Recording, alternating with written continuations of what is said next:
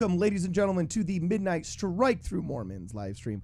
I'm your host, Cardinalus, and today I'm joined in the studio by an all-star cast. We have got with us Jacob Hansen of Thoughtful Faith at Thoughtful Saint on YouTube. Not YouTube, on Twitter. We also have Brittany the Shadow, as well as Cody the Oracle, host of Problem Solver Politics. He's like our diversity reader today. He's not a member of our faith or of really any of these controversial conversations that are going on right now. So he's going to be like, our sounding board of reason today. We also have via the Zoom joining us in the chat. The subject of today's trial, one April Despain, who has caused a little bit of a controversy. Many of you guys may have seen it online. She's the one that decided at the opening of, oh great, now I have to look it back up again, man. So much for being prepared. Here I am, April Despain, super cool name, by the way. She's the one that decided on, great, now I can't, here it is. Okay, finally. On June 1st, this is when I first met her, she put up a proclamation of the family flag, I guess in protest, shall we say, and has been suffering some pretty hardcore backlash. So we're actually just going to see what's going on, talk about it. And everybody's going to have a chance to opine. If any of you guys have any questions for April, make sure you guys send us a super chat and we'll ask her all of these questions. But anyway, April, before I waste any more breath, introduce yourself. Tell us what's going on, what's happened, and tell us all about yourself and the modern controversy you are embroiled in.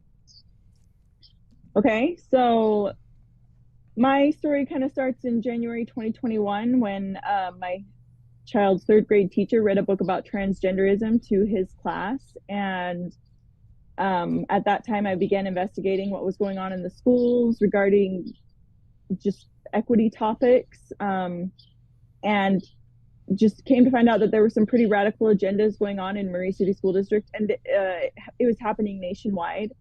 And a lot of parents seemed to kind of not want to push back, but I pushed back, and I ended up removing my children from Murray City School District and now we homeschool, because the administration and the teacher essentially lied to me about what was going on, and I did not feel that I could trust them with my children anymore.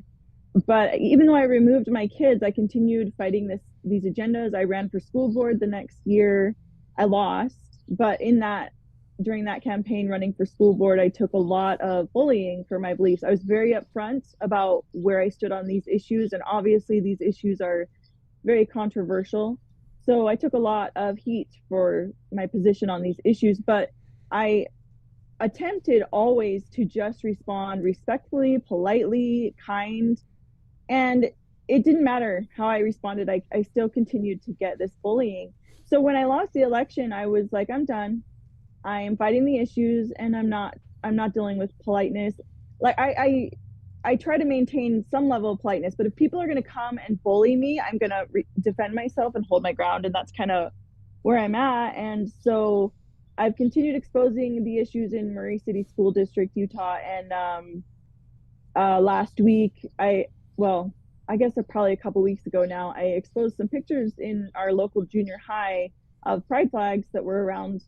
And the PTA president at that school came onto my Facebook page and said, you're a horrible person. You just rip teachers apart. You're not a daughter of God. So an actual emissary of the state, like an actual elected official, an ambassador of the state did this. Like I've never ran for anything in the PTA, but I've heard it is an elected position. So yeah, she's the PTA president at the local school where these pride flags are. And she came on to defend them, saying, as a PTA volunteer, I have worked in these schools. I know these teachers. They are good teachers. They are not indoctrinating children, and you are wrong.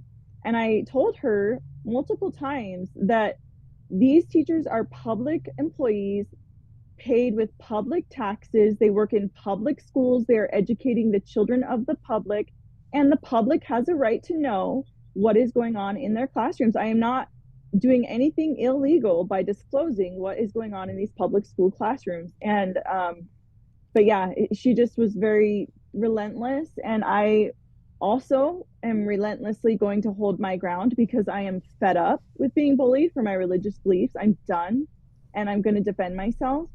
And so it. Well, let me just interrupt you for a second. For anybody that's tuning in right now, I want to make sure that I catch everybody that's just joining us in the live stream up in the controversy.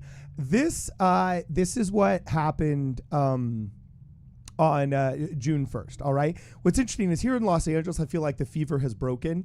It seems like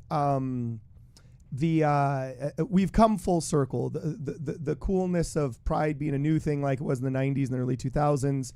It's kind of a little bit passé. A lot of people have gotten tired of what they see as the reverse discrimination and the bullying that's happened at hand of it. Whereas I see in Utah, it looks like it's still alive and well. I saw this picture and I thought, whoa, this girl has guts. So this is April Wild Despain. The very first thing I ever saw of you was simply a picture of this lovely strawberry blonde woman standing with her like dad in cargo shorts. He literally looks like he's got black New Balance sneakers on and just got done mowing the lawn. All right.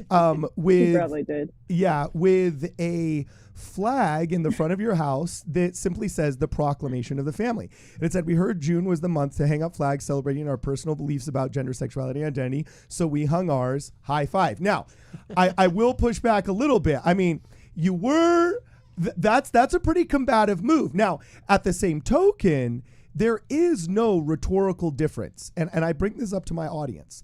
There really is no rhetorical difference between what you are doing in a predominantly pride-filled neighborhood than what pride people would be doing if putting up a pride flag in, I don't know, a predominantly Catholic neighborhood or something, all right? Like, we're all around our little, to me, this is a zinger, okay? You basically were engaged in a protest zinger, right? But man, I feel like this punishment did not quite fit the crime, okay? And all you ended up getting afterwards was just some crazy stuff. I couldn't believe about it. The next tweet I see up here, there's little volunteers that the PTA sent out to post pride flags on your lawn, your private property. I mean, isn't this trespassing? Isn't there like laws against this? I could never imagine as a member of a faith group I couldn't imagine putting a Trump MAGA flag on, I don't know, Jussie Smollett's lawn and not being, arrested for trespassing or something. Yet here you are having these people coming on your property doing what they did. Tell us what the pushback has been and what it is. So actually that timeline is a little off. The PTA president sent the pride flags on Sunday, May 28th. So I had not yet put my family proclamation flag. In fact, we hadn't even received it yet. It was okay. We received it on June 1st. So they came after you first with flags. Really? So yeah, it's kind of ironic, I guess, because I had already intended to hang up a family proclamation for the month of June, and she sent these pride flags to us, 7 pride flags, on May 28th, and she intended them to be on our lawn for the month of June. So, oops, sorry, I actually pressed play. Keep going. Finish what you were saying. She donated them to our yard for the month of June. That was what the volunteers had told us. That she donated them for Pride Month, and we. I have a question. So yeah, that. Okay. And did she donate the flags just for your house or for other houses in the school district as well? Like, did she single you out with these flags? Right. Yeah, she singled us out because of the interactions on Facebook. She had. Wow. So this was before you put up your family proclamation flag. So basically, the pride bullies decided that they wanted to kind of intimidate you a little bit and decided to kind of use a fun. Now, by the way, I will say this. So far, everything I've seen is just zingers that are a little bit humorous. Okay. Like, I think it's kind of funny when the gay pride people wanted to light up the Y that one night and they made the Y kind of rainbow colored. Like, I look at that and some people got really pissed. Some people clutched their pearls, but I thought, okay, that's kind of funny. Do it for a week, then it gets old. Do it for a month, it's over. But like once, okay, that's kind of funny. You throwing up the pride flag, the family proclamation flag in Pride Month. I look at that, I'm like, okay, it's kind of funny. You know, all of this to me is just the good tension that exists, and it's the sound of freedom in a society that allows for the exercise of free speech. Where I started having problems, okay, I'm going to pull this up right here so that our viewers can see it. Where I started having problems, I thought like, whoa, okay, this is kind of going a little bit too far, and it started getting a little bit crazy, okay, was when I just started seeing, I mean, I don't mind when people have Brigham Young with guns in their hands, but if you're going to say that having a gun in your hand in a meme is an initiation of violence, I need the woke scolds that said the Brigham Young meme is bad coming out and condemning it as well. And then you got legit death threats. I'm going to have to look for a second and pull up the death threat that you posted. But there was somebody that literally just said, like, I'm going to murder you on the same lawn that you posted these proclamation of the family flags. What? Like, it was crazy. I'll pull it up. Tell us how it went, April. They said they would murder me and my family. I don't remember all the exact wording, but yeah, that was what they said. And yeah, we've been doxxed. We saw posts with our address and our phone number, and they texted us and called us, and yeah, we had death threats and told we should kill ourselves. Yeah. Okay. All that kind of stuff. Sorry to interrupt again. I don't know Utah layout at all. What major city are you next to? We're a suburb of Salt Lake City. Oh, okay. All right. Okay. So, Cody, really fast before we go, you're our diversity reader here. All right. You know what I'm saying? Oh, I appreciate it. Yeah. We're going to throw to you, and we're going to just have you analyze, you know, what do you think about this whole thing? Like, what do you think so far? Is this a big fat nothing burger? Is poor April getting mistreated? You know what I'm saying? What is the proclamation of the family? Tell us what's going on. What do you think's going on? What think's going on? Honestly, I have kind of in a lot of the things where these things happen, and like the general kind of like the amount of interest in the kind of private thoughts of random strangers that happen to live in your same neighborhoods and communities. I think it is a little weird, you know. Like I think we were talking earlier, it's kind of bizarre the notion that like you used to insist somebody flew your flag if you like conquered their country. Like we used to have like flags for like nations and like I mean it's like weird to have like a flag that just represents kind of like a group of people, sort of, right? It's always expanding. I know that there's the regular pride flag, there's the racial pride flag, there's the trans pride flag is the one that has like all of them combined. Like it's just this like weird overexpanding, just kind of like loosely defined idea, right? And it's a weird thing. Like there's a flag for like the state of California, for example. It's got the bear on it. It's California. It's a state. It's a thing, right? It is really weird the insistence to like fly a flag that one always changing, and two, it's not like there's no president of the LGBT. You know what I mean? Like it's just it's just people just decided this is the image, and it's so bizarre to see like just like I guess the point I'm trying to make is that it really does really is distressing. But like, again, like the insistence you fly a flag, it doesn't really. It feels really like intrusive. A religion, would you say? It feels like just like as far as society stuff goes, like a big line crosser. You know what I mean? So okay, Cody, here's what I think Cody might be missing. Of course he is, because we got the great Jacob the philosopher in the room. You know what I'm saying? Okay, keep going. Here's what Cody's missing though is how hateful the stuff that she put up in her yard is. Like she put up the family proclamation, and if you were aware of what that document says, let's read it. Do you know what it is, Cody? You would understand why they're making death threats. Yeah, well, but here's the thing, like to get to like the point, like it honestly, like it should be able to say whatever you want. You know what I mean? Like it's very bizarre, this idea that it's like, because again, it's like it's kind of like these like proxy fights people pick over like. Here's the thing, right? Those people that are like super down with the pride and like literally delivering flags to someone's house, like they're not going to change their mind. Yeah. And like you're not going to like give up your faith, right? But so it's like you do have to understand. You could see someone maybe being a little bit outraged if someone's flying a Nazi flag in their front yard, like in the United States. People might be upset about that. Sure, they have the right to do it, but we might be opposed to that. Now, the question though is what, like anyone, I think someone's looking at this, you go, what did April put in her yard that caused such a controversy? Let's read it. Okay, well, Let's read it. Okay. Going off that, you have the right to be upset. You do not have the right to come onto my property.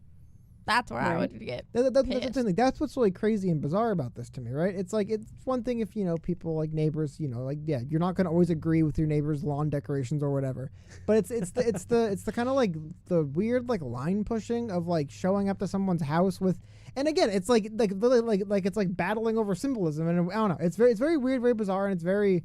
Again, it feels like just like on like a kind of like just living together in society thing. Do you know what it reminds me It'd be of? one thing if she went over to someone's house and put the Mormon flag in their front yard. You know what I mean? Like that would be a little bit crossing the line, right? It's like, whoa, I don't believe this. I am in favor of making this our official flag, by the way.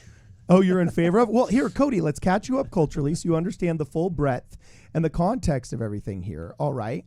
But before we go, I will actually show social proof that I promised before of what is happening to poor April here.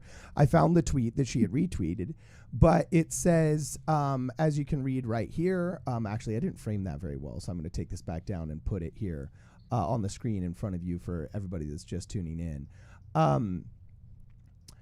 This is something she retweeted as well. It says, this is her profile. It says, April Wild Despain, homeschool mom. And man, that is such a typical thing for a homeschool mom to do. Put that as the very, very first thing in her bio. Homeschool moms, I'm going to call you all out right now, only because we homeschooled for 2 years and I got to learn a lot of your tribe. And I lived amongst you for 2 years. They're kind of like vegans.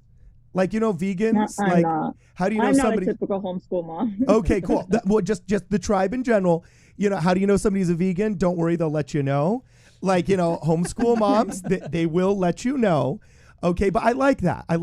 If you're going to be proud about something, might as well be loud and proud, right? So anyway, the irony of saying that during Pride Month is not lost to me either. That's very funny. So anyway, here's your profile. It says, homeschool mom, extremely smart and amazing, which you are. Enjoys causing unnecessary drama. Okay, I wouldn't call this unnecessary, but I would definitely say the average bear would not seek it out. Okay, and then not a member or believer in the LGBTQ religion. Bite me, I bite back. Now I like that. But I don't like what the person said. The person responded to you saying, bite me, I bite back. Okay, Karen, I will effing murder you and your progeny. I guess I don't want to say these things on camera. You know what I'm saying? Also being GAY is not a religion. You hag. Oh, so you've been, by the love and tolerance people, you have been both tolerated and loved. Before we go any further, Jonah Barnes gave a super chat, says, GoFundMe to make the official LDS flag. Title of Liberty, April is based and awesome. So that's the new BA. Instead of bad A, you're based and awesome. We just did that here live with April Despain. Okay. So anyway, you're getting all these kind of crazy superfluous death threats over posting what is, I hate to say it, but kind of like a little bit of a nothing burger, basically a flag of your basic Christian beliefs in the family. And in order to keep Cody, the Oracle, who's our half Catholic, half Jewish, generally completely agnostic, non-religious person, our diversity reader, we're going to read the proclamation of the family and catch Cody up as to what all the whole hullabaloo is about. So, Brittany, can you read that, or is it too small on your screen? It's too small, and I have bad eyesight. Oh, it's too small, and you have bad eyesight. Okay, I was going to make it bigger, but here, I'll just read it for all of us. Okay. It says, Cody, this is the cray-cray that's causing all the stir. We, the first presidency of the Council of 12. Remember, this happened in the mid-90s, okay? We, the first presidency in the Council of 12 Apostles, the Church of Jesus Christ of Latter-day Saints, a.k.a. the leadership, solemnly proclaim that marriage between a man and woman is ordained of God, and the family is central to the Creator, a.k.a. God, the Creator's plan for the eternal destiny of his children. All human beings, male and female, are created in the image of God. Each is a beloved spirit, son or daughter of heavenly parents, and as such, each has a divine nature and destiny. Gender is an essential characteristic of individual premortal, mortal, and eternity, identity, and purpose. This is long before any of the gender arguments existed, by the way. In the premortal realm, spirit sons and daughters knew and worshiped God as the eternal Father and accepted his plan by which his children could obtain a physical body and gain earthly experience to progress towards perfection and ultimately realize the divine destiny as heirs in eternal life. Kind of basic, there's heaven waiting for the good people, And this divine plan of happiness enables family relationships to be perpetuated beyond the grave. Sacred ordinances, covenants available in holy temples make it possible for individuals to return to the presence of God, for families to be united eternally. The first commandment that God gave Adam and Eve pertained to their potential for parenthood, and we declare God's commandment for his children to multiply and replenish the earth remains in force. So, go out, be parents, have kids, love each other. We declare by means which mortal life is created to be divinely appointed. So, don't engage in casual sex, as Epictetus said. And we affirm the sanctity of life and its importance in God's eternal plans. Husband and wife have solemn responsibilities. I'll go to the last page, or the last paragraph, which is really the only kind of semi-salacious one, that says, we warn that individuals who violate covenants of chastity, who abuse spouse or offspring, or who fail to fulfill family responsibilities will one day stand accountable before God. Further, we warn that the disintegration of the family will bring upon individuals, communities, and nations the calamities foretold by ancient and modern prophets. And they call upon responsible citizens and officers of government everywhere to promote those measures designed to maintain and strengthen the family as the fundamental unit of society. So what did you think of the point blank? What did you think of the proclamation of the family, Cody?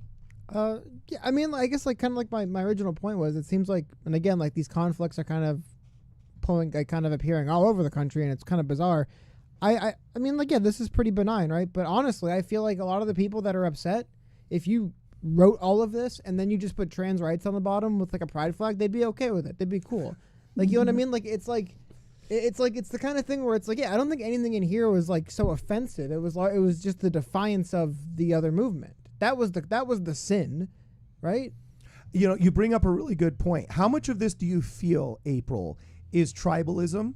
Because you dare go against the grain, as George Orwell said during times of terrible tyranny. Speaking simple truths is a revolutionary act. How much of this do you feel is actual just tribalism? How much of this do you feel is kind of philosophical and we're having a good argument here? You mean in the responses to me? To you, yes. To me, it's mostly tribalism. The majority of responses are just extremely angry and hateful, and which is fine. I'm say whatever you want. I'm not backing down, but all beliefs deserve to be respected. We live in a free country.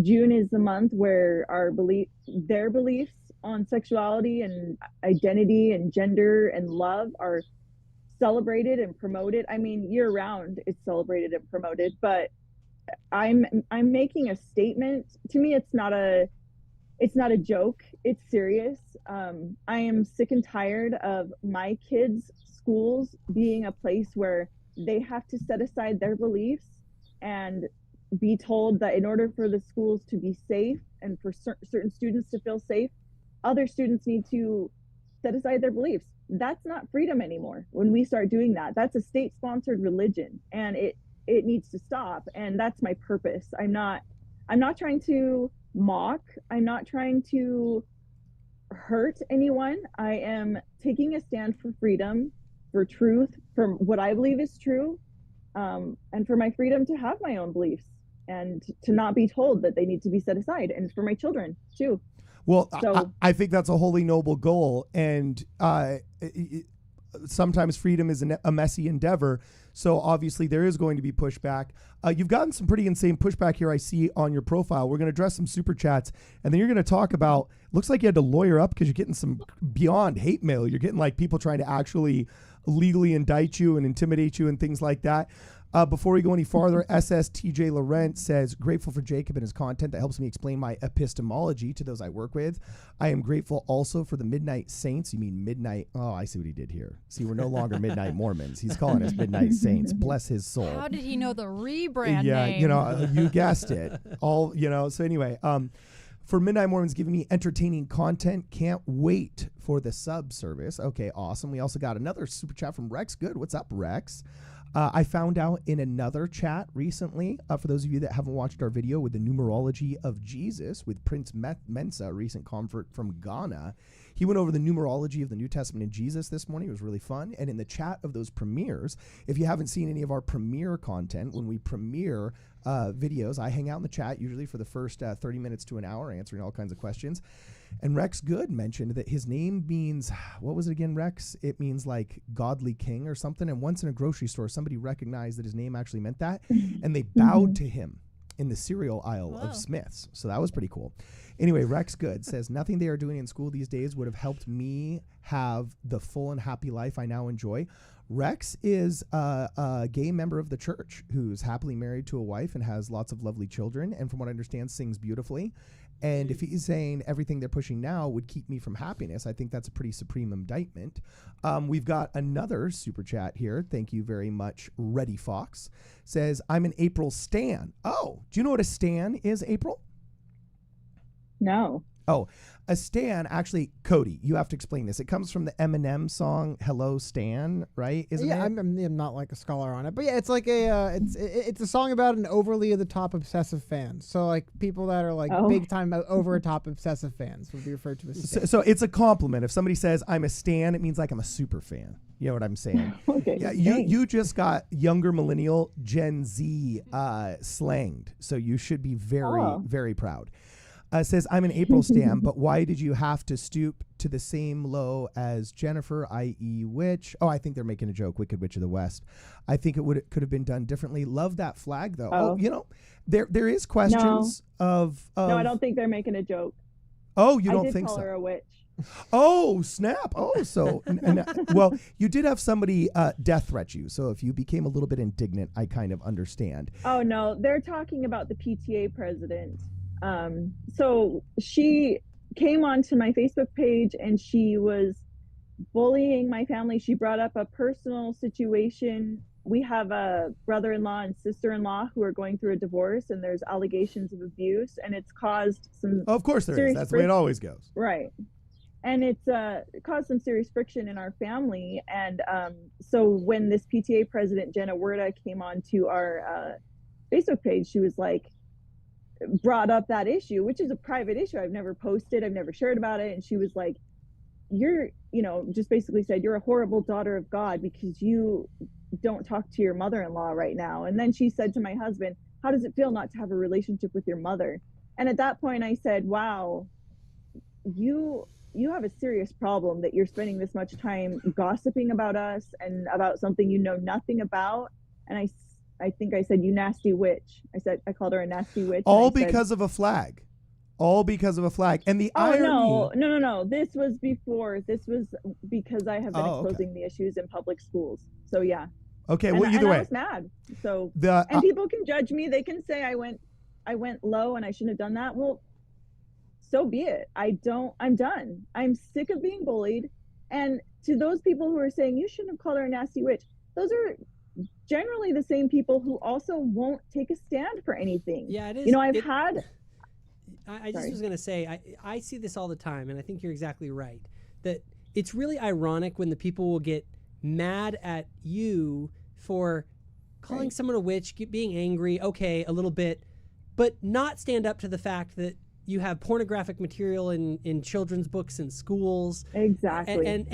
And this incredibly dangerous ideological takeover. It's like, really, that's the big issue. We have this weird culture that exists, especially amongst Latter-day Saints, where we're so obsessed with being nice, and niceness is like the ultimate virtue, that to violate the standards of niceness is the greatest sin you could possibly have.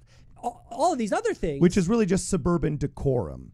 Like, it's not even niceness. It's suburban decorum is the new false idol, because suburban decorum is not Christ-like. And don't get me wrong. Like, there's civility is an important thing. Like, I agree with all of that.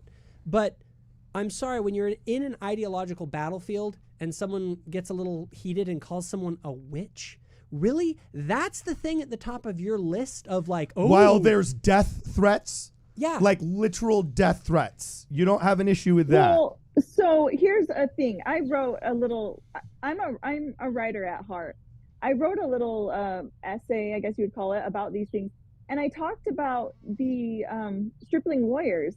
There's a scripture, now I can't remember exactly where it is, but they said, I think it was Helaman, and he's saying like, what say ye, my sons, will you go against them? And the stripling warriors say, yes, we will go against them. We would, if they would let us alone, we wouldn't go against them. But because they won't let us alone, we will. And that's where I'm at. I'm like, you guys won't stop. You will not leave my children alone. You will not respect my religious freedom. You won't respect my freedom of speech. And so I'm going to hold my ground and stand up. It's not something where I'm like, ooh, what a nasty witch, I want to go after her. I didn't go on her Facebook page. I didn't come to her yard. I wouldn't have gone after her if she left me alone. But these bullies are relentless. They won't stop. And so if they will not let me alone, I will hold my ground. And if that includes calling someone a nasty witch, so be it. And you can all look down your noses and judge me, but I'm taking a stand for what I know is true. And I'm taking a stand for my family. And in the end, I will stand before God and be judged for what I've done and what I've said. And I am okay with that. But I am sick and tired of being judged and looked down noses by members in my own church who do nothing to stand up for truth. I'm tired of that. And I go to church and they do it to me. They look down their noses. They preach their little Sunday school lessons. And I'm just like, so be it. We'll all stand before God, and you will too. And you've seen the bullying I've taken. You didn't stand up for me. You didn't stand up for what you claim to believe as truth. And you'll stand before God too. Well, so each of us will be judged. Well, let Brittany jump in here, then we'll go back to you. Jake, what'd you have to say, Brittany? I was going to say, I have a lot of comments, and I'm trying to get a word in. And now I got to remember all the comments I was trying to say. But April, I'm with you. She's a witch. Okay, let's just call a spade a spade. She's a witch. Also, is she a member? No. She's not. Okay, well.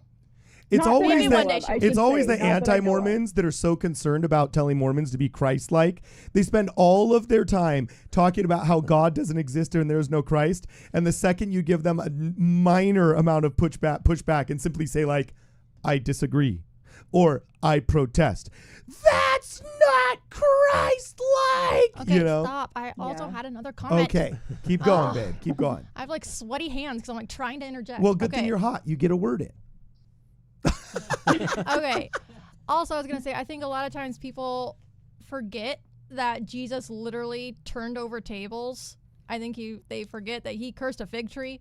I think we forget that Nephi was told to cut off Laban's head. Like, there are times when you have to stand up, and if someone's attacking you, if someone's giving you death threats, if someone's coming on your front lawn,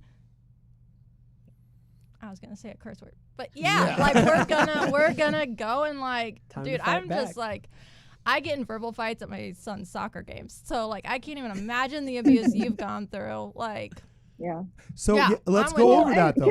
Can I say another thing? One of the things that was said in our Sunday school lesson this past week was how, if we'd all just be more loving, the world would be a better place. And of course, that's true. I agree. But what does it mean to love? And it was brought up that when Christ was dying on the cross, he said, Father, forgive them, for they know not what they do. He still loved even the people who crucified him. That's true. But let's also point out the fact that the people he loved were the ones who crucified him, because they were so angry about the truth he spoke to them. Yeah. So when we speak truth, that is love, and it offends, it makes people angry, so be it. So that's what Christ did. So it's interesting because I had someone once point something out that really kind of blew my mind when they said that. Yeah, she's speaking your language. Dude, she's speaking your language. The opposite of love is not hatred. That was me. The opposite of love is not hate, it's apathy. Okay, then it must have been you, Card, and you get all the credit on that. It's the apathy. Best things you ever say are from me. I know. And, but this is the thing. It goes back to what you're saying about these people that don't do anything, that don't ever stand up when it actually is tough, because they're apathetic.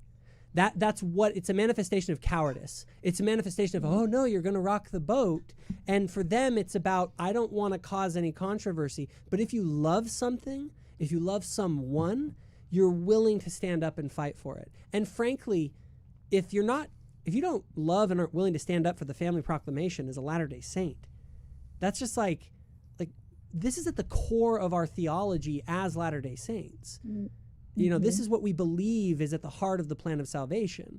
And so the fact that you're being chastised by people for saying that someone's a witch when other people are out there crapping all over the family proclamation, it's like, it's like we as saints are, so many members of the church, I'm not going to say everyone, obviously, but so many are just so clueless as to the nature of what we have as Latter-day Saints and the centrality of that document in the unique aspects of restoration theology. Now, I promised April that we'd only go for 60 minutes, and I'm going to be good to that promise. So we only really have about 11 to 15 minutes left here. If any of you guys have any super chats, any questions for April, then just make sure you send them our way. We will read them live on air. For any of you guys that are just tuning in, here's a really quick little summary again of what's going on. We are talking right now with April Despain. You can check out her Twitter profile here. She is a homeschool mom. She's extremely smart and amazing, as self-declared via Twitter. Also enjoys causing unnecessary drama. One of those dramas is that she's not a member or believer in the LGBTQ religion. She says, bite me and I bite back. And how did she bite? Well, on April 1st, she posted a photo of her and her husband. June 1st. June 1st, sorry, I apologize. She posted a picture of her and her husband on their front lawn, and instead of having a pride flag, she had a flag of the Proclamation of the Family, which is, you know, I get it. It's kind of a little bit in internet culture become the banner of the church, for lack of a better term. So during Pride Month, she posts a banner of her Christian beliefs, for lack of a better term. And it really, really angered what she calls the LGBTQ religion, and it's resulted in all kinds of crazy death threats. She's had all kinds of people saying they're going to come over and M-word eliminate her and her entire family on her front lawn. She's gotten all kinds of crazy cease and desist letters. Like, it's stuff that I can't imagine the level of stress that you are going through right now, April. So here's a couple of questions from our audience. Jonah Barnes says, April, how can we saints in the diaspora, okay, he means the 11 tribes of Israel that are still lost in Atlantis and Hollow Earth. No, I'm just kidding. April, how can we saints in the diaspora push back against the woke onslaught? It's getting cray-cray out there. Crickets from SLC, and I do believe he means crickets from the middle management of the Church of Jesus Christ of Latter-day Saints. So, how do you think saints in the diaspora can push back against the woke onslaught? What's diaspora? What? It's the area outside of Israel. So it's the Jews that were outside of the land of Israel. They were known as the Jews in the diaspora. Whenever I say that we are diasporic Mormons, that's what I'm talking about. I've never heard that. Sometimes, we're not in the Holy Land. Yes, sometimes. Well, I hate it when Utahns think that the Zion is Utah. Oh, that okay. Well, I was gonna ask: is this like a crazy thing happening over Utah? Is this just like a one-off incident because you're near Salt Lake? Like, I live in LA County, and I've never heard anything this crazy. I don't think it's a one-off thing. You know, I don't know if you guys have heard of Nicole Solas, but she's in Rhode Island, and she's been fighting these issues in the schools. She's not a member of our church, but she's Christian, and she's fighting as hard as I am. You know, she's been sued by the NEA, and we have a lot of people like that going through crazy things just because they want to believe as they believe, that gender is binary, that gender is actually biological, and that man and woman or marriage between a man and a woman is what God wants, those kind of things. I don't think it's a one-off for me. So okay. So he asked what can we do? So I think, order I'm not going to speak for the church leadership, but we need to start fighting for our religious freedom, and we need to stop being afraid of if it causes people to be upset. Like, so many people are like, you're causing contention.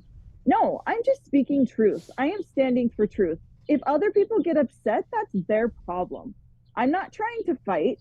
I hold my ground if people fight with me, but my purpose is not to be contentious. My purpose is to stand for truth. We need to stop being afraid. We need to speak up. We need to do whatever you need to do to stand for truth. But like, I wrote a post today, and I'm like, ask your school administrators to hang up a family proclamation, or to hang up something that represents your personal belief system about gender, sexuality, identity, and love.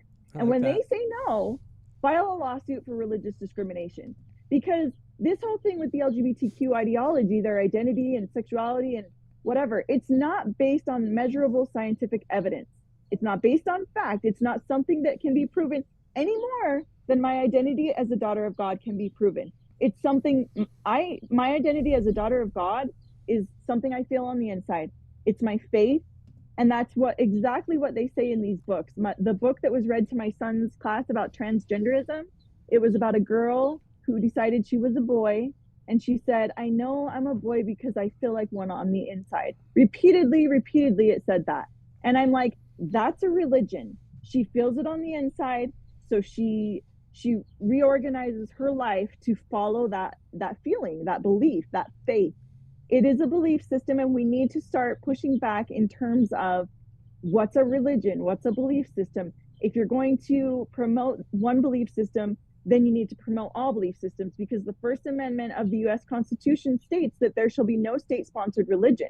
So if public schools, state facilities are promoting these belief systems as truth over all other belief systems, that's a state-sponsored religion. That is contrary to the U.S. Constitution. It needs to stop, and the way it's going to stop is we stand up and we file lawsuits. We push back. So that's my advice, and that's what I'm doing. I'm all for it. I support it. Great idea. Okay, so I'm actually gonna put up a couple more of the clips here, because I mean you are prolific on Twitter when it comes to when something happens. You just document it and put it out there. I mean, I am looking at this right now. You had the cops were sent to your house. Yeah. I mean, this is absolutely absurd. For what? Look, it's right here. We're going to play. Well, did you see what she posted in her yard? I Did mean, you read what that document said? I think it would have been more this hateful is insane, you guys. if you would have put like live, laugh, love at the end, because I can't stand that. Then I might have like sent cops to your door, but yeah. All right. Oh, that's funny. All those drinks about, like, friends welcome relatives by appointment. That would have that cheesy one would have got taught. Okay, well, so we're gonna look at this. I mean, this is absolutely crazy, April. I can't believe this happened to you. We're gonna play this and see what they say. Oh, it's thinking. The computer is thinking, and it doesn't want to play. Come on, you. So can let me do give it. some background while you're waiting. Okay, cool. The PTA president had sent the pride flags. At that point, we filed a complaint with the police for harassment. Apparently, she also filed a complaint. I don't know what she based hers on. She said it was cyberbullying, but I'm like, you came on my page. I just defended myself. But anyway, so interestingly enough, the police talked to her first, and then they showed up at our house unannounced and just said, yeah, you're equally at fault for harassment. If you talk to her again, you're going to be charged with criminal cyber harassing or something like that. And I was just like, yeah, we'll see. We'll see about that. I can't tell you how many times I've heard this in the trainings that you have for arms training, or if you're going to have your CCW and things like that. The number one thing they tell you is, if you ever get involved in an incident, there's tons of times where somebody has a legal right to carry, or a concealed carry license, and somebody comes up to inflict grievous bodily harm, or to steal property from them, or threatens their life, and then they brandish their weapon and say, get out of here, get away. They successfully and legally defend themselves. But as soon as they put back their arm in their pocket, they continue on their merry day, they commit one huge grievous error, and that's not immediately calling the cops and being the first one to complain. Because if the other person does it and says, he did this to me, unprovoked, he pulled that out on me, you know what I'm saying? Then all of a sudden you are on defense and you never win. So I think what you say is, I mean, it's true. If you think it's time to fight back legally within the bounds that our Constitution has set forth, within the bounds that our municipalities and the rule of law dictates, then yeah, but just make sure though that, yeah, you're very well documented, that you do complain of abuse and things like that, because she can send pride flags to your house, which rhetorically is no different than a gay person protesting, I don't know, Father's Day, or a divorcee that hates her husband on International Man Day or something, putting a flag up there that just says men suck. You know what I'm saying? Like rhetorically, what you did is really no different than a combative gay rights individual putting a big, giant, loud and proud gay pride flag up in a Catholic neighborhood, or well, I would push back and disagree a little bit with you there, Carden, because well, you know the best part about you disagreeing with me? What's that? I control your microphone. I know. Exactly. So no, I just totally That's the only keep way going. you can win in that disagreement. I know. Oh, savage, dude. So okay, keep going. So I was just going to say, though, I think that April makes a great point. If people are going to go out and put up symbols of their beliefs about identity, gender, sexuality, etc., then why can't we all put up symbols of our beliefs about that subject? It's only fair and equal that everyone be able to do that, Right. and that we all equally, respect and validate all points of view. But apparently here, some points of view are allowed and supposed to be celebrated, while others are bad. Also, and if you're going to like we got to figure out what's okay to mean. Like, if this is okay to do to April because you disagree with April, then it's got to be okay to do to Jim Bennett if you disagree with Jim Bennett. If this is okay to do to somebody that you don't like their position on the LGBTQ religion, as April calls it, then it's got to be okay to have it be done to you. Or we say that it's not okay and we neuter the symbolism, but it can't be unequally applied, which ironically is the principal clause that all of the gay rights organizers used throughout the 80s, 90s, and early 2000s in order to legalize gay marriage, legalize hospital visitation rights, legalize all of these different insurance securities and things like that, was the equal protection clause, that all citizens are given the right to be equally protected under the law. So it looks like you had to lawyer up here. Let's keep going with the story. I mean, we're not even done telling the rest of your story. I can't believe there's more to this story, okay? But the cops were sent to your this house. stand Whoops. I'm taking is I not... keep messing that one up, man. So the cops were sent to your house, and this one I thought was just absolutely nuts. You got to tell us basically what they said. Here's the cops at April's house telling her to calm the proclamation of the family down. Actually, I'm going to mute that so you can talk over it. Walk us through what's happening right here, April. This was before, this was Tuesday, May 30th. So this was before we had put up the family proclamation, but this was in response to the pride flags that Jennifer Awerda had sent to the PTA president had sent to our front yard. And they basically said, you're just as guilty because you interacted with her. And I said, she came on my page. Every interaction we had was because she would not leave me alone. I never have even met this woman. I don't have anything to do with her, and they were like, well, because you defended yourself, because you interacted willingly, you're equally at fault. That was basically what they said. And my husband asked, okay, so what about the pride flags that were delivered? Is that trespassing? They said, no, that's not harassment. That's not trespassing. That's not illegal. And my husband said, okay, well, can I go on anyone's lawn then and put a flag on their lawn? And the cop said, I'm not going to do what ifs with you. Well, what's interesting is we got to really have a conversation with law enforcement in this country as well, because law enforcement committed a huge grievous error during COVID. And Michael Malice and all of the libertarians and all of the ANCAP guys loved COVID because the public learned the lesson that the cops are the bad guys, as they said, that the cops are Caesar, that the cops are the state. Now, I don't necessarily espouse that idea. I support law enforcement as long as they are defending what I view as the God-inspired Constitution, and as long as they actually live up to their oath and their sworn oath to defend the Constitution, I'm okay with law enforcement, because we do believe in being subject to kings and principalities and upholding and sustaining the law, and you need cops in order to do that, right? But the cops got to figure out how they are going to behave. Because there's no way that this is equal administration of law. I'm going to play this so you guys can hear what happened on April's lawn here. This is law enforcement from Murray PD right here. Right. Parties are going to get told the same thing, is stop. If it continues after this, then we're going to be looking at. So he comes in and he says, okay, both parties, you need to stop it. Now, my first problem with that is, hey, hold on a second. If I come up and I'm angry at my wife and I'm Whoa. about to beat her. Whoa. Okay. No, we're using an example that cops find all the time. Then I put you in a chokehold, and then That's true. Yeah. And after your nails are done, I don't want to get gouged in the eyes.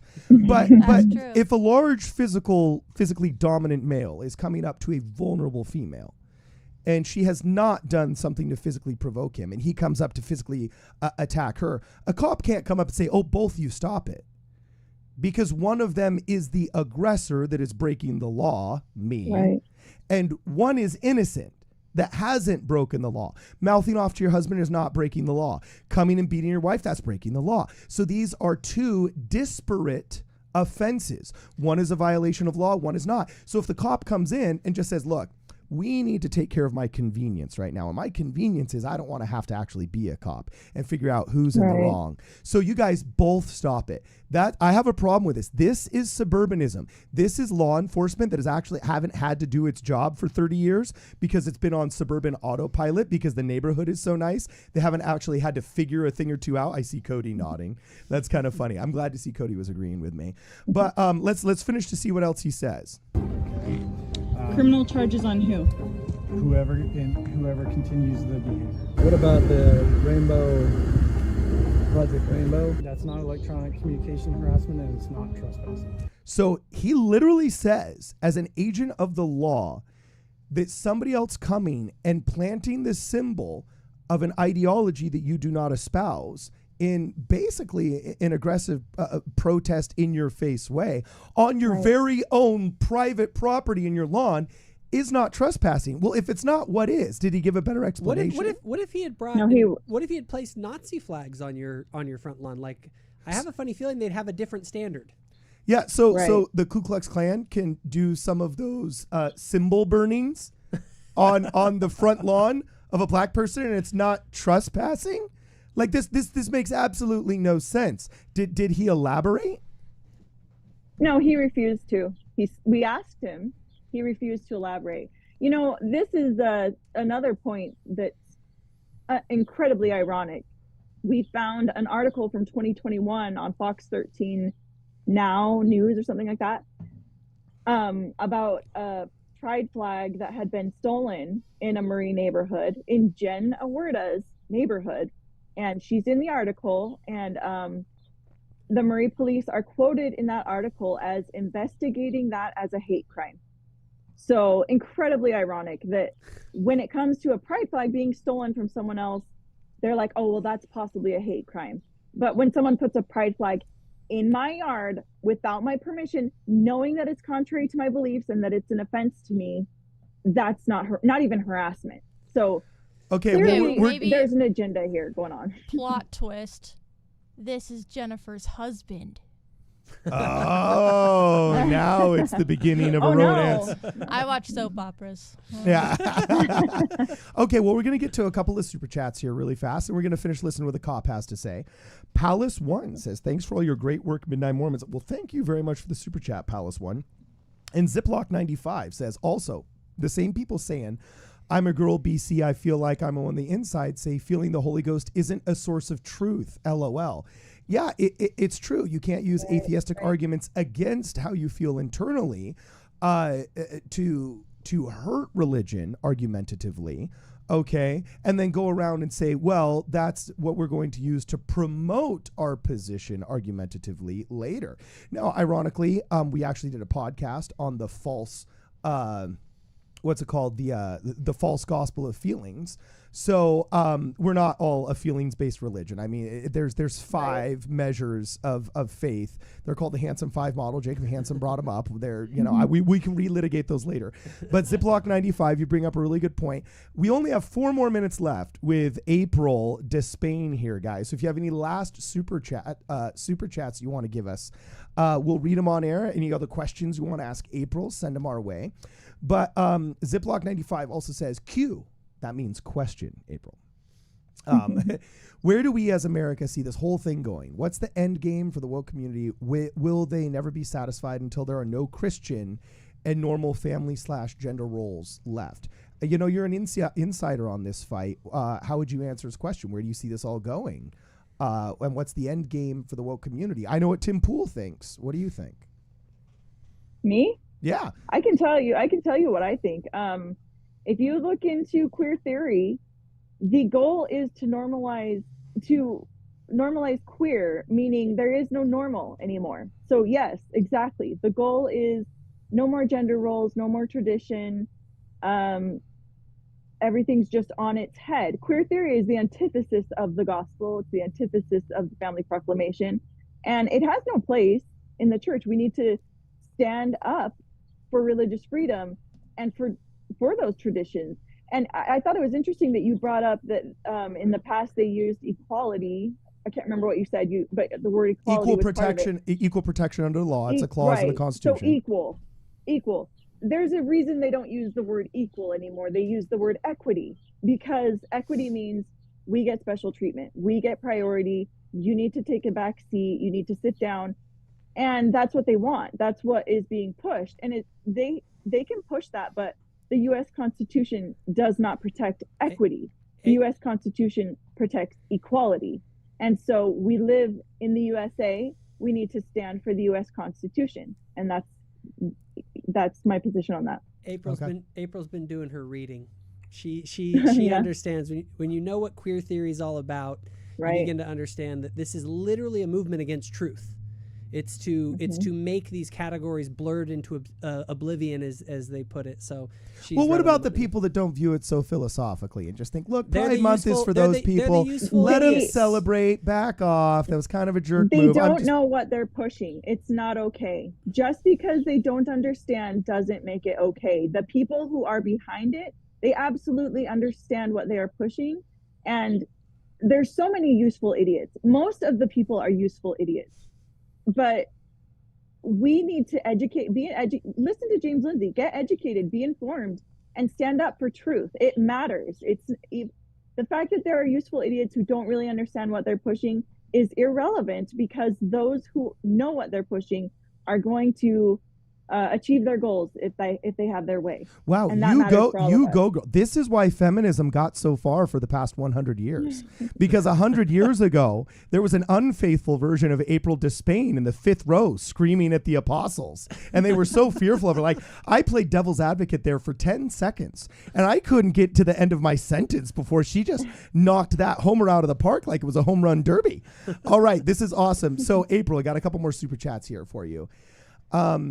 I think SS Laurent is pushing back on you a little bit, says we should be slow to respond, hoping to allow the Holy Ghost to guide our response, correct? I think this is our best tool, often underused even by members. In this process, have you ever thought like, there's a time I jumped the gun a little bit too much? Or do you feel wholly justified in how you behaved because we're in emergency mode now?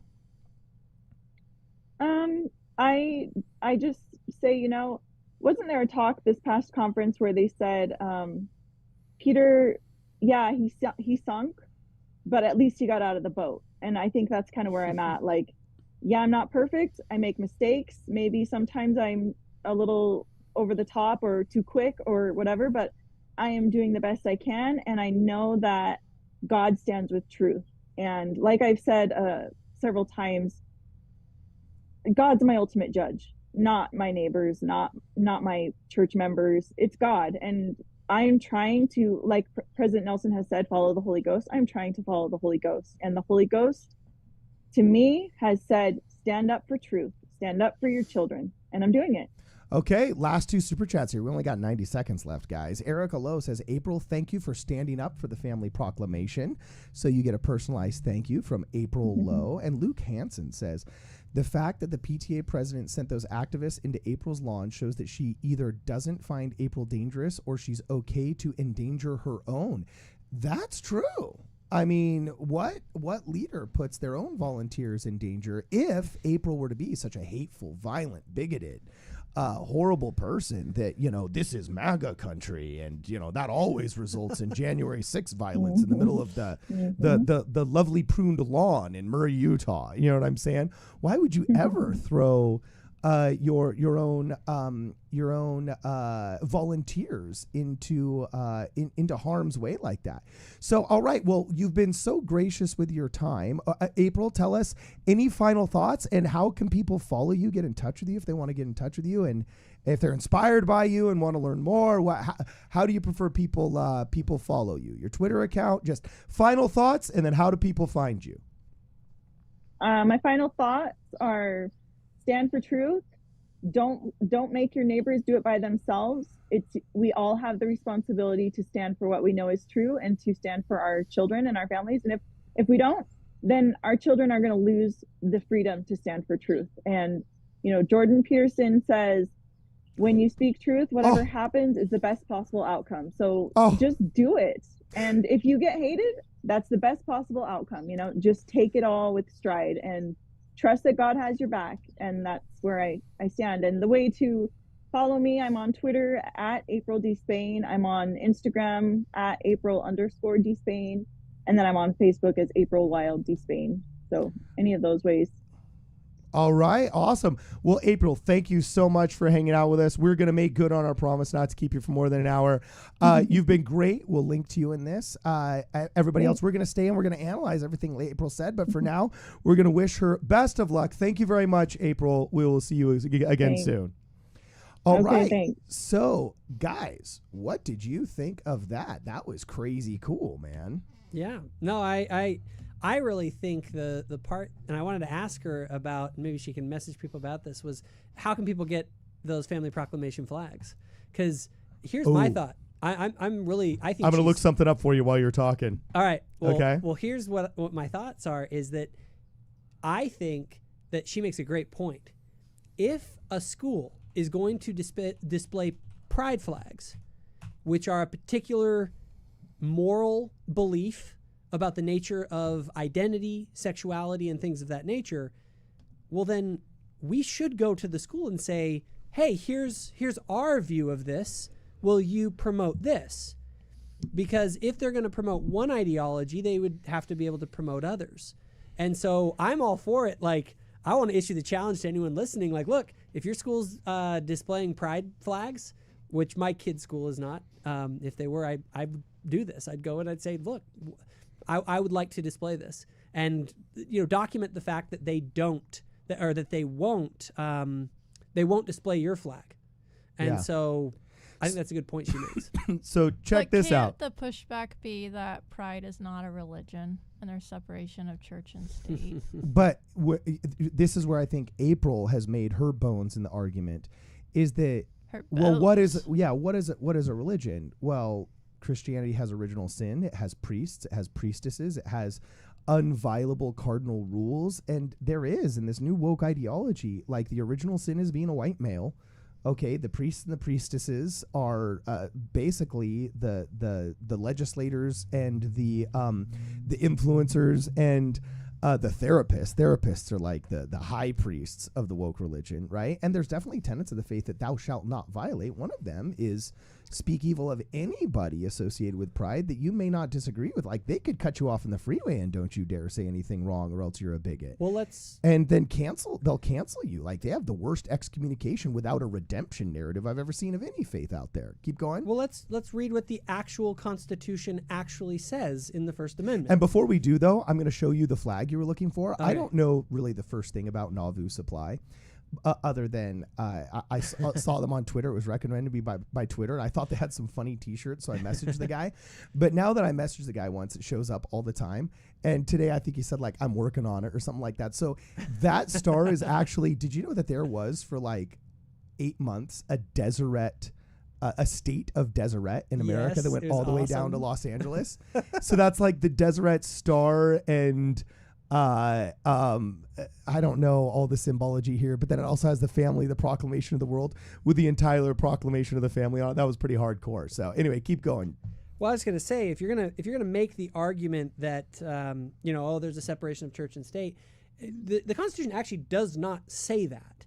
The Constitution says that Congress shall make no law respecting an establishment of religion or prohibiting the free exercise thereof. Okay? Or abridging freedom of the speech or the press or the right of the people to peaceably assemble. But the First Amendment does not say that you can't manifest your religious beliefs in the public sphere by any stretch of the imagination. It says that the government cannot prohibit you from freely exercising your religion. Now, Congress shall make no, and actually, the other thing is, historically, it's speaking specifically to Congress. States actually do have the right to even, according to, at least originally, they did have the ability to actually have state-sponsored religions when after the signing of the Constitution, because it was only on the federal government. But regardless, if you actually read the text of the Constitution and the way they were actually writing about it, it was not to stop the freedom of expression of religion in the public sphere by any stretch of the imagination. In fact, it says the opposite. It says that Congress shall not prohibit you from freely exercising your religion. Okay, that was hardcore. Let's get to a couple of super chats here, guys. We got another, I'm looking at this, 4 minutes and 20 seconds before we got to go.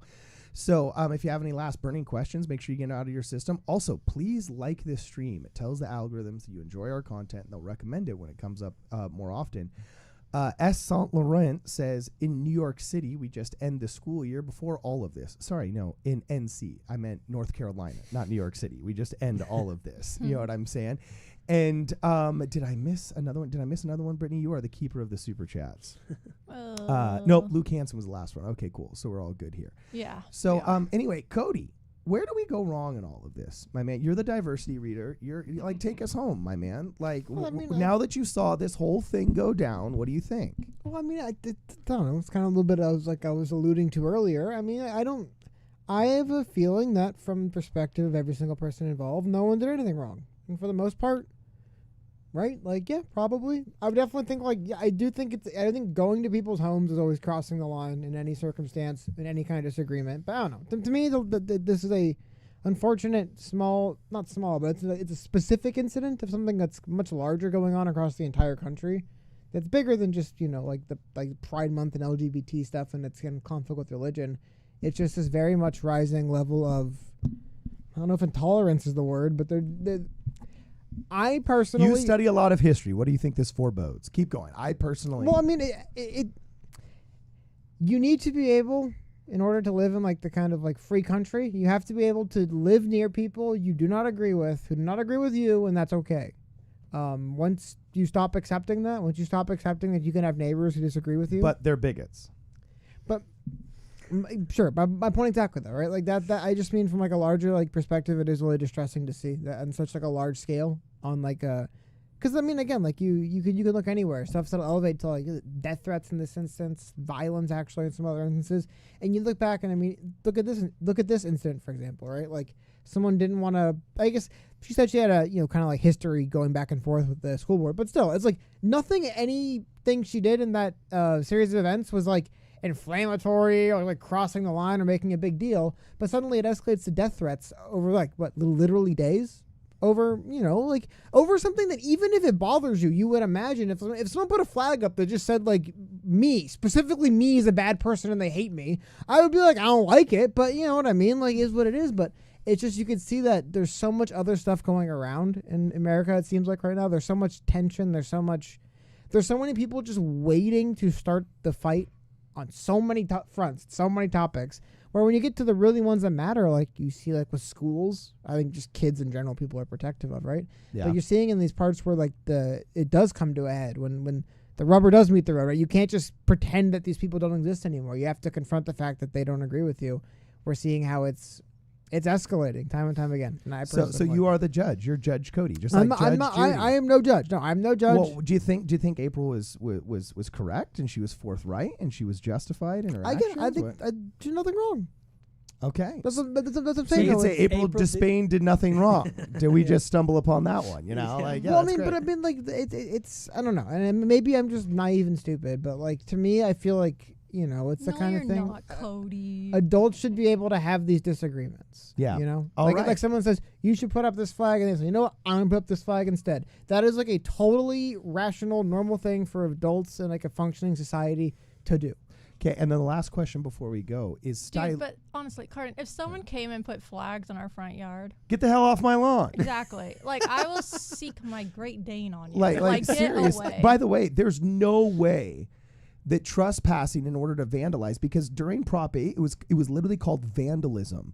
There's an anti-vandalism law in Southern California and like 20 municipalities that you cannot put a sign for somebody else's political campaign on somebody else's lawn, knowingly or on purpose, or else it's actually considered vandalism because they know that it can lead to political violence. By the way, we need to start calling out these anti-Mormons, because there are specific anti-Mormons that ride the back of the LGBTQ lobby. They don't protect minorities. They traffic in the misery of minorities. They create minorities and they traffic in their misery. We need to start calling them the stochastic terrorists that they are.